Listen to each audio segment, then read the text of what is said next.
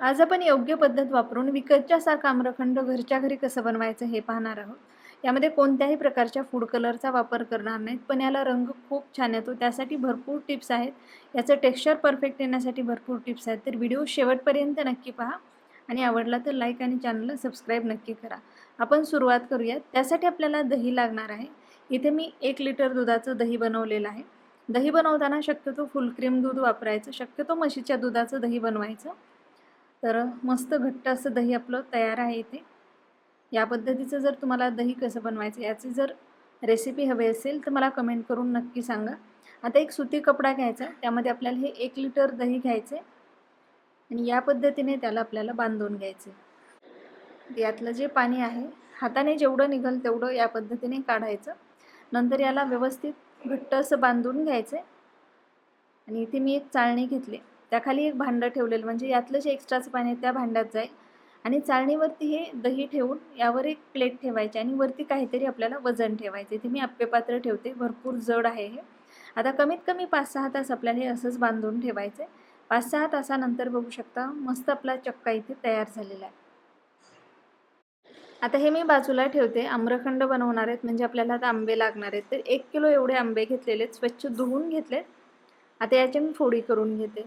तर शक्यतो आम्रखंड बनवण्यासाठी चांगल्या क्वालिटीचा आंबा वापरायचा, म्हणजे खूप आंबट नसणारा आणि चांगल्या चवीचा आंबा असावा. यासाठी तुम्ही हापूस आंबा वापरू शकता किंवा केशरही छान लागतो. इथे मी केशर आंबा घेतलेला आहे. जो मिळेल तो घेऊ शकता, पण आंबा चांगल्या चवीचा असावा आणि चांगल्या रंगाचा असावा. तर इथे केशर घेतलेला आहे. या पद्धतीने आपल्याला याच्या फोडी करून घ्यायच्या आणि याचा जो पल्प आहे तो आपल्याला काढून घ्यायचा आहे. तर शक्यतो पल्प काढण्यासाठी या पद्धतीने जर मी फोडी केल्या आणि चमच्याने काढून घेतला तर याचा छान सगळा पल्प निघतो.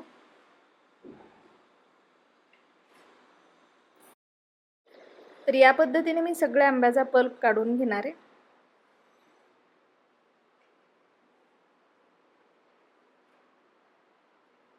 आता इथे सगळा पल्प आपला काढून घेतलेला. आता मिक्सरमध्ये याची छान प्युरी तयार करून घ्यायची आपल्याला, एकदम फाईन प्युरी करायची.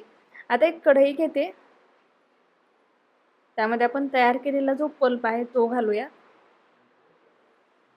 आणि यामध्ये आपल्याला साखर घालायची. तर अर्धा कप एवढी साखर घेतलेली आहे. आंबा किती गोड किंवा आंबट आहे त्यानुसार साखरेचे प्रमाण थोडंसं कमी जास्तही लागू शकतं. आता हे मी गॅसवर ठेवते आणि याला छान शिजवून घेणार आहे. जर तुम्ही डायरेक्ट तशीच प्युरी जर आम्रखंडामध्ये वापरली तर त्यामुळे रंगही तितका चांगला येत नाही आणि चवसुद्धा जशी आपण विकत आम्रखंड आणतो तशी लागत नाही. पण पल्प जर तुम्ही या पद्धतीने शिजवून घेतला, छान या पद्धतीने थिक होईपर्यंत शिजवलं त्याला, एकतर आम्रखंडाला रंग छान येतो, त्याची टेस्टही खूप छान लागते आणि सगळ्यात महत्त्वाचं म्हणजे त्याला टेक्स्चरही खूप छान येतं. आता आपला जो पल्प आहे छान शिजलेला आहे, घट्ट झालेला आहे. आता गॅस बंद करायचा आहे आणि तो थंड व्हायला ठेवायचा आहे. पल्प थंड होतोय तोपर्यंत आपला जो चक्का आहे तो या पद्धतीने मी एक चाळणी घेतलेली आहे आणि त्यातून बारीक करून घेणार आहे. तुम्ही मिक्सरचाही वापर करू शकता.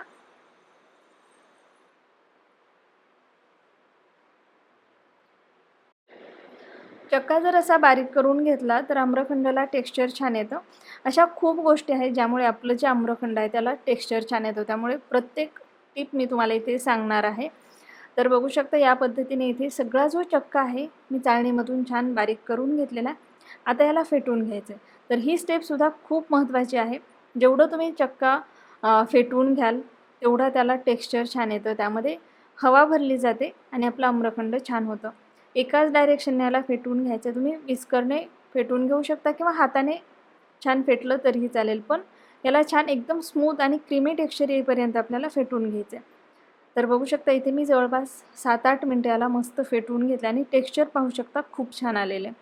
आता जो पल्प आहे तो छान थंड झालेला आहे.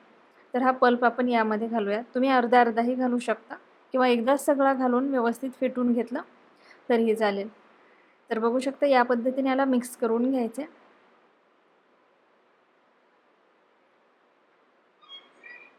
मिक्स करून घेते. थोडंसं या पद्धतीने मिक्स करून घेतलं की पुन्हा आपल्याला विस्करणे किंवा हाताने छान एकाच डायरेक्शनने याला फेटून घ्यायचं. तर आम्रखंडाचं टेक्स्चर छान येण्यासाठी आपल्याला त्याला व्यवस्थित फेटून घ्यायचे. तरच आपलं जसं विकतचं आम्रखंड असतं त्या पद्धतीचं आम्रखंडही तयार होतं आणि जेवढं आपण ह्याला फेटू तेवढा याचा कलरही छान येतो. तर बघू शकता फेटून घेतल्यामुळे याला कलर हलकासा लाईट वाटतोय, पण खूप मस्त असा जसं विकतचा आम्रखंड असतं तसा कलर दिसतोय. तर कुठल्याही प्रकारचा आपण यामध्ये कलर ॲड केलेला नाही. तोच रंग आहे याचा, नॅचरल जो आंब्याचा रंग आहे तो. तर सगळा जो पल्प आहे मी यामध्ये घालते. राहिलेला पल्पही घातलेला आहे. पुन्हा याला फेटून घेते. तर फेटून घेण्याची स्टेप खूप महत्त्वाची आहे, त्यामुळे ती अजिबात स्किप करायची नाही आपल्याला. याचं टेक्स्चर पाहू शकता आता मस्त क्रीमी टेक्स्चर आलेलं आहे याला आणि रंग पण मस्त दिसायला आहे. तर जवळपास 10 ते 15 मिनटं मी या पद्धतीने याला फेटवून घेतलं आहे. एकाच डायरेक्शनने फेटलेलं आहे. जशी आपली व्हिपिंग क्रीम असते, थोडंसं त्या पद्धतीचं याचं टेक्स्चर आलेलं आहे पाहू शकता. इलेक्ट्रिक बीटरचाही वापर तुम्ही करू शकता. तर बघू शकता मस्त आपलं आम्रखंड आता तयार झालेलं आहे. या स्टेजला आवडत असेल तर तुम्ही यामध्ये वेलची पावडर घालू शकता किंवा थोडंसं केशरही घालू शकता. पण इथे मी काहीच दुसरं घालणार नाही, फक्त आंब्याचा जो फ्लेवर आहे तोच ठेवणार आहे.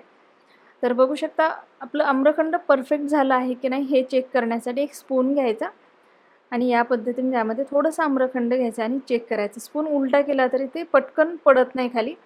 या पद्धतीचं टेक्स्चर आलं की असं समजायचं आपला आम्रखंड परफेक्ट झालेलं आहे.